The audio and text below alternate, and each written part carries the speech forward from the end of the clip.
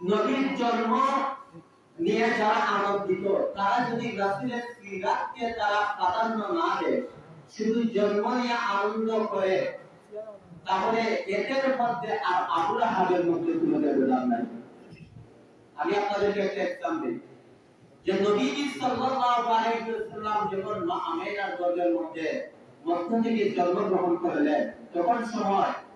আবু লাহাবের দাদি সুয়াইবা আবু লাহাবকে গিয়ে সংবাদ পৌঁছে দিল, হে আবু লাহাব, স্যার আপনার ভাতিজা আব্দুল্লাহর সন্তান ভাতিজা দুনিয়াতে আগমন করেছে। তখন সময় আবু লাহাব দুই আঙ্গুল দ্বারা ইশারা করে